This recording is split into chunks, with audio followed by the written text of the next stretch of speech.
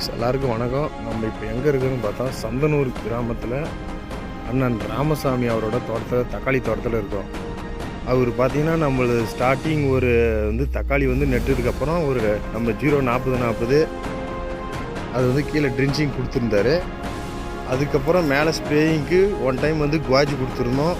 அதுக்கப்புறம் குவாஜியும் மிக்ஸ் பண்ணி ஸ்ப்ரேயிங்க்கு பூ காய் செட் ஆகிறதுக்கு இதுக்கோசரம் கொடுத்துருந்தோம். அவர் பார்த்தோன்னா பொங்கலுக்கு முன்னாடி அறுப்பு ஸ்டார்ட் ஆச்சு.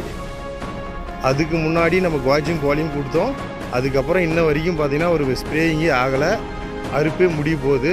அதுக்கப்புறம் பார்த்திங்கன்னா இப்போ மேலே புது துளுப்பு நிறைய பூ எடுத்துருக்கு.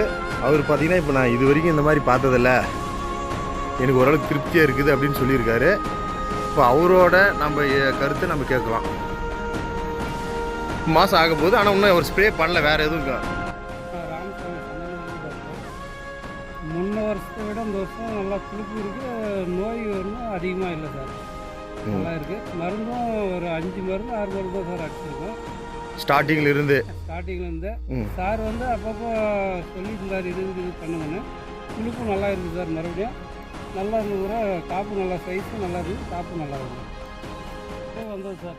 முன்ன வருஷத்தோட நல்லாவே சைஸு மேலே வரையும் கடைசி வரையும் ஒரே மாதிரி இருக்குது சார்.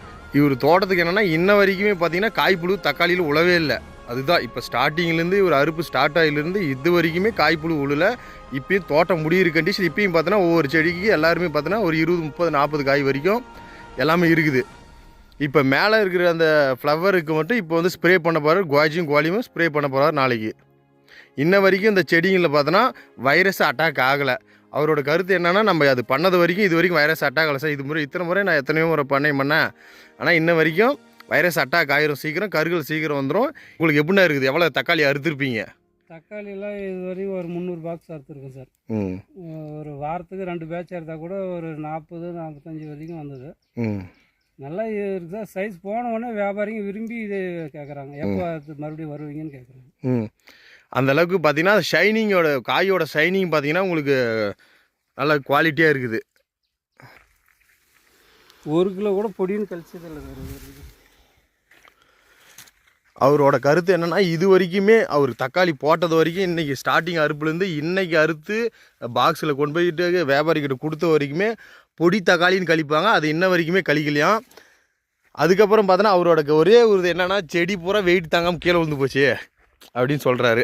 முன்னாடி பாருங்க, முன்னாடி வெயிட் தாங்கல. இங்கே பார்த்தீங்கன்னா தெரியும் உங்களுக்கே, வெயிட் தாங்கலை அவருக்கு.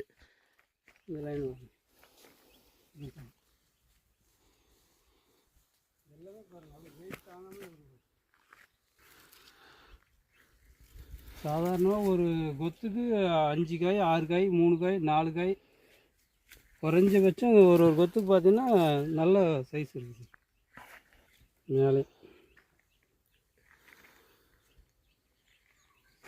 பாருங்க, செடி மட்டும்தான் வெயிட்டு தாங்காத கீழே வந்துச்சு, ஆனால் இன்னும் செடி ஃப்ரெஷ்ஷாக தான் இருக்குது. செடியோட இலைங்கெல்லாம் எப்படி இருக்குது பாருங்கள். கம்ப்ளீட்டாக ஒன்று 25 டேஸ்க்கு மேலே ஆகுது அவரோட ஸ்ப்ரே பண்ணி. இப்போ நாளைக்கு தான் பண்ண போகிறாரு, திரும்பணும் பிஞ்சு செட் ஆகிறதுக்கோசரம். இது வரைக்குமே பார்த்தீங்கன்னா அவர் எதுவும் ஸ்ப்ரே பண்ண கிடையாது. அதோட இதோட மெயின் ஒரு பாயிண்ட்டு, இன்ன வரைக்கும் அதோட எந்த விதமான தாக்கம் இல்லை. காயும் கிளியராக இருக்குது. Okay guys, thank you.